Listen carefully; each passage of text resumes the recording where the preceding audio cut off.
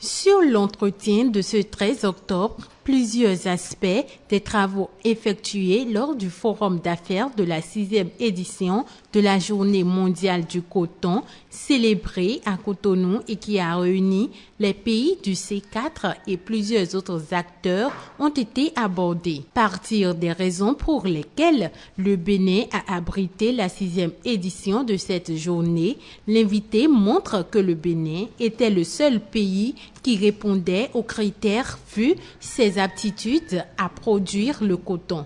Il revient sur l'impact de cette célébration pour le pays. À cette édition, il y avait eu tellement d'éloges sur les réformes du Bénin, le développement en matière d'industrie au Bénin. Il y avait une étude préliminaire qui a permis de comparer les performances et l'aptitude de 8 pays à disposer, n'est-ce pas, d'une chaîne intégrée de transformation du coton. Et des 8 pays qui ont été étudiés, seul le Bénin cochait toutes les cases. C'est un impact en termes de diplomatie commerciale très élevé, en termes de visibilité, en termes de mise en lumière des réformes au niveau national, c'est important.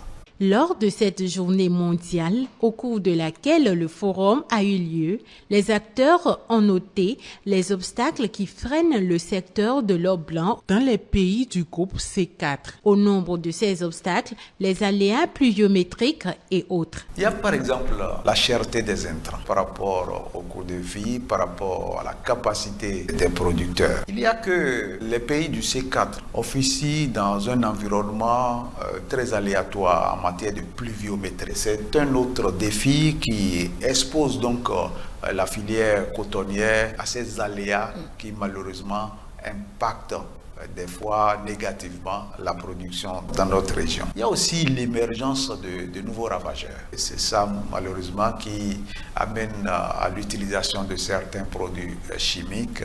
Il y a aussi la faiblesse de la mécanisation des opérations culturelles. Donc le mode de culture pose toujours problème. Face à ces défis du secteur, Eustache Kpomanléyi rappelle que lors des différentes assises tenues à l'occasion de la journée mondiale, plusieurs recommandations ont été élaborées pour mieux offrir une meilleure part du marché mondial au coton africain. Lors de la journée mondiale du coton, lors des différents panels qui ont été organisés, la question a été abordée, à savoir que au-delà des efforts qui sont menés au niveau de chaque pays, la forte implication des organisations internationales, des investisseurs, cette forte implication est attendue pour que des projets structurants en termes de mécanisation, en termes de gestion des produits chimiques, en termes de respect des itinéraires puissent être